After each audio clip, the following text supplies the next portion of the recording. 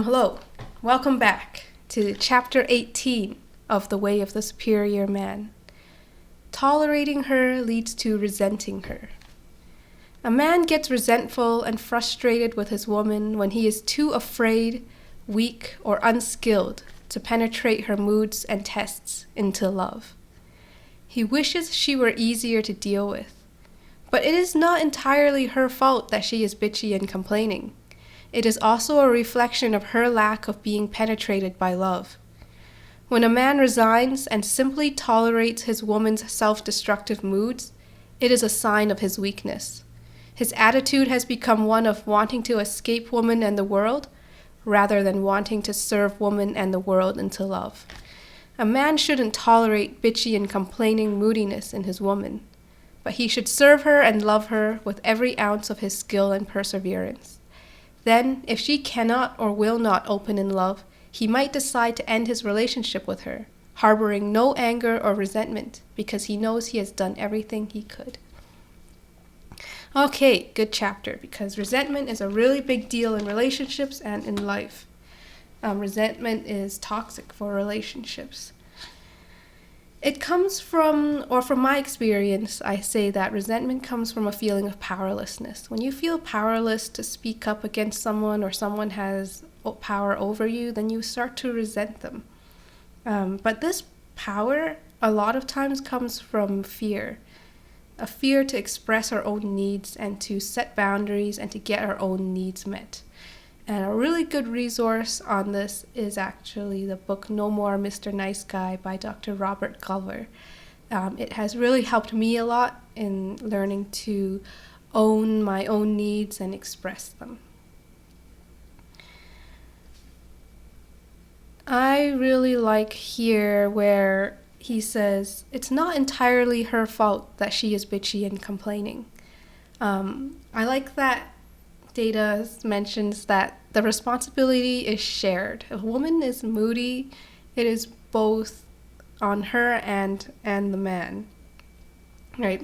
Maybe she's has not really practiced in learning to open and relax and stay heart connected with her man.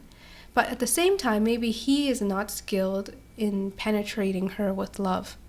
And this reminds me of Jocko Willink, the extreme ownership, right? You might think, she's just being a bitch, but you take ownership and penetrate her with love, and then you can open her and dissolve the mood. Because for me, what I think the number one cause of an unhappy woman is she's not feeling loved enough. And of course, that can be on her because self-love is a very big part of a healthy relationship. But of course, she might not be feeling love from her man as well. So definitely takes two to tango here. Another part I like in this intro here is his attitude has become one of wanting to escape woman and the world rather than wanting to serve woman and the world into love. I find that profound because it's easy to want to escape. It's easy to run away from our problems rather than face them head on and actually try to dissolve the situation or serve the situation from a place of love. Like, to me, that's something that takes courage, leadership, rootedness in a place of calm and purpose. And of course, like a big heart full of love.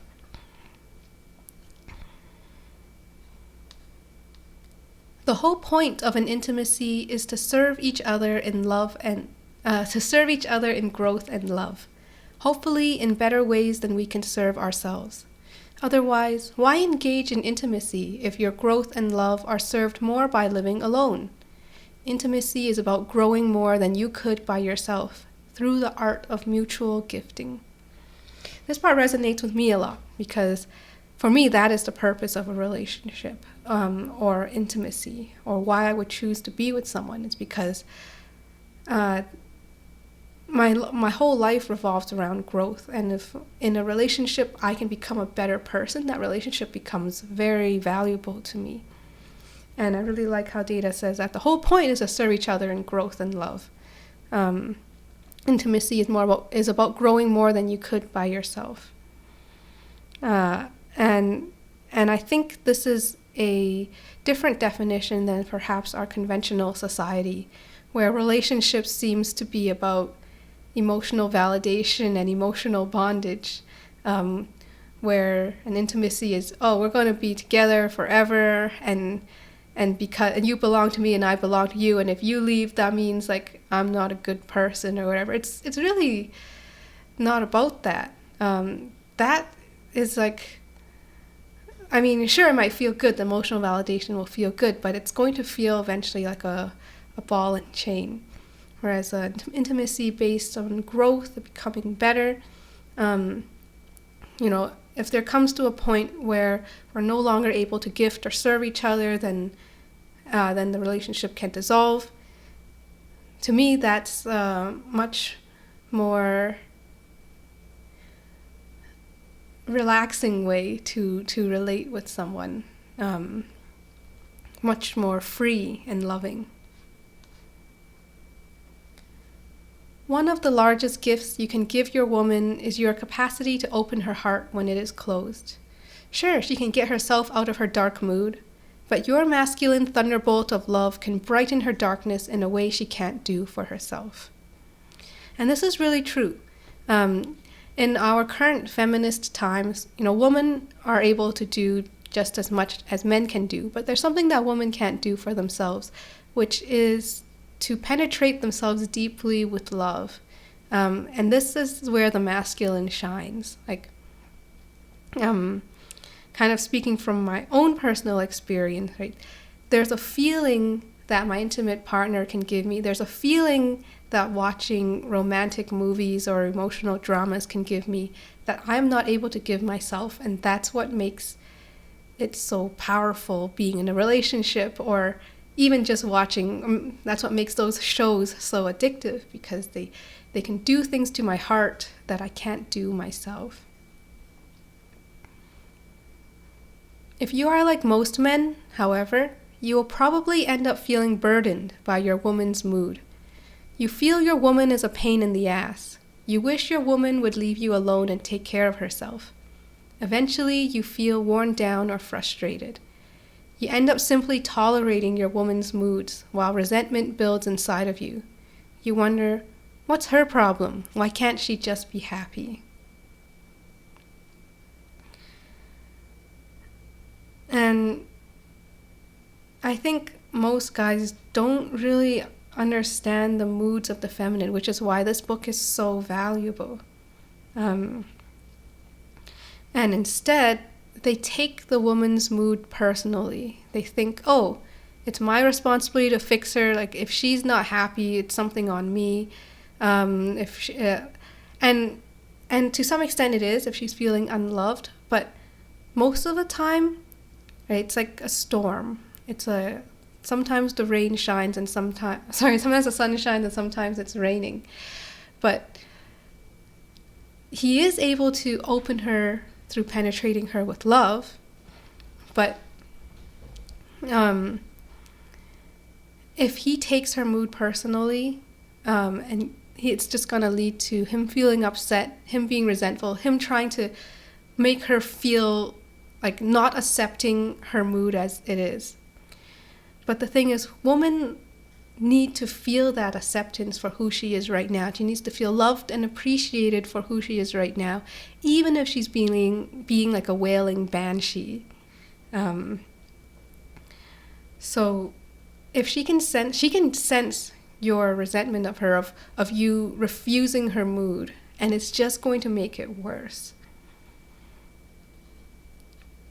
The feminine part of your woman is either opening in loving surrender, easy moments, or closing in what ends up being an emotional test of your capacity to open her, difficult moments. This cycle of the feminine is like all cycles in nature. It never ends. The sooner you learn to embrace and dance with these moods of closure, the sooner both of you will grow beyond the psychodrama and see the humor of the play.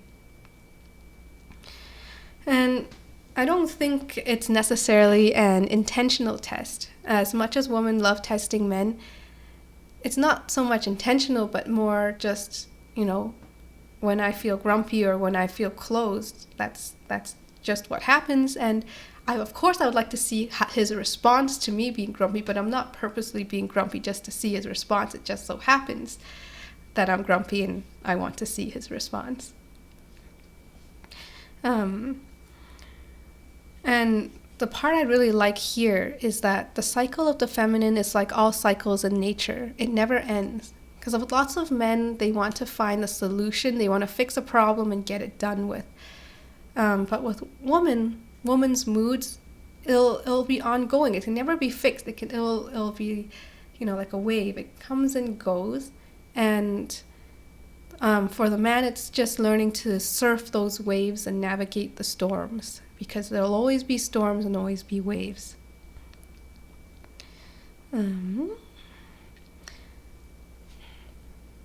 Instead of tolerating your woman's moods of closure and complaint, open her moods with your skillful loving. It is your gift to give. Both of you will grow more by your giving than by your tolerating. A superior man sees his woman's moods not as a curse, but as a challenge and an amusement. And I really like this. Both of you will grow more by your giving than by your tolerating. Of course, in the moment, it's very difficult to kind of go past that internal hump and shift to I'm going to try to open the moment as much as I can rather than, not this again.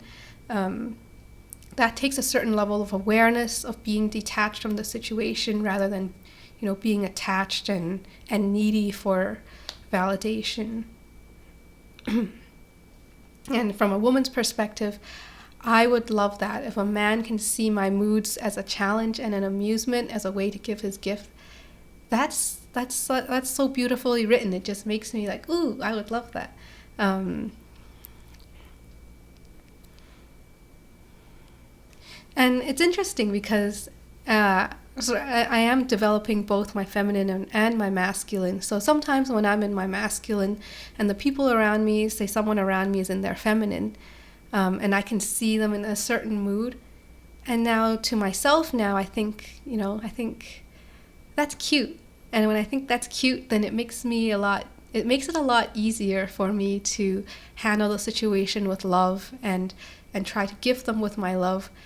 Because the old me, when someone was in a mood, I wouldn't like it. I'd be like, why is this person so negative and complaining? Like, why are they acting like that? And I'd judge them.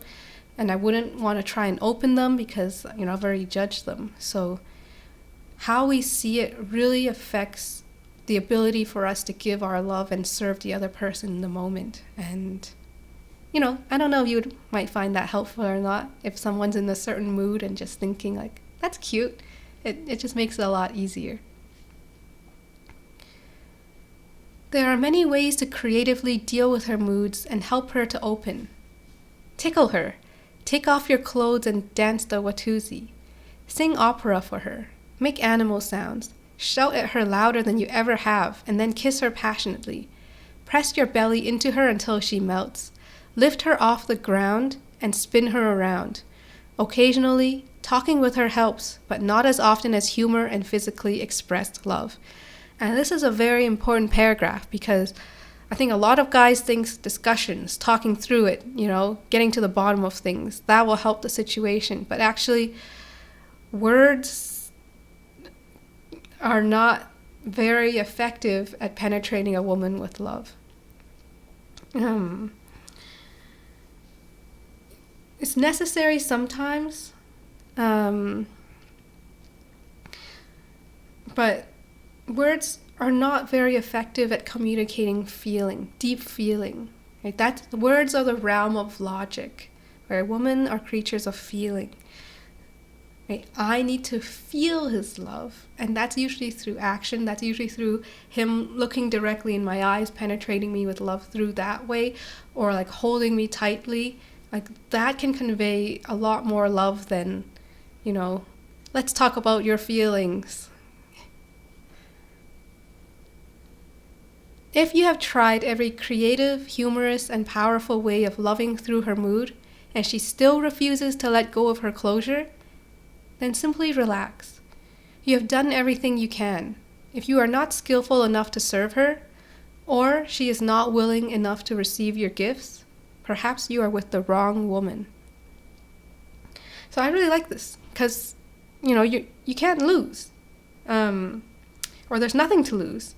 If she responds, like if you have tried your best and she doesn't respond, then you know that, this might not be the right person. And if she does open, great, right? You guys can carry on in your marital bliss or whatever. Just remember that any woman you are with, if she has a feminine sexual essence, will cycle through moods of closure every day, which seem to have no reason to them. You cannot avoid this by changing woman or waiting for the moods to stop. You can only develop your skill in serving your woman into openness. It never ends, though, even if you are passionate, fearless, loving, and humorous with her. The weather continually cycles through rainy and dry spells. Night and day cycle in their turn, and your woman will continually cycle through openness and closure, even when her life and relationship with you seem great. And, as a woman can confirm, there's times I just feel grumpy, and I don't know why. My life is amazing. I have wonderful people in my life, but there are times I'm just like not feeling good, and I'm just gonna close and withdraw, or not want to really be my radiant self. It just happens. So you can't necessarily fix that or solve that, because it's like rain, do you want to have sun every day? Maybe, but it's just part of the cycle. Sun, rain, sun, rain.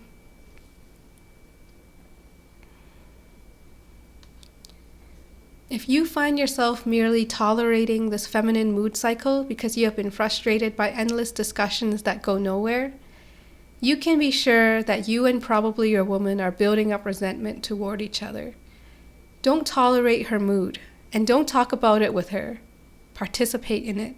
Bloom her into fullness. Move her body with your body. Open her heart with your humor. Penetrate her closure with your fearless presence. Open her heart again and again and again. She could do it by herself, but if she could grow more by herself than by receiving your gifts, perhaps she shouldn't be with you. I like this, right? Discussions, no. Discussions, no. Discussions are good, to get logical things done, right? So these, for example, who's taking out the garbage, or these are the boundaries of the relationship, but they are not for getting down to the bottom of emotions. That is more just, opening her by penetrating her with love, and they'll naturally dissolve, no discussion needed. And just every time she gets into a mood, just do it again and again. And let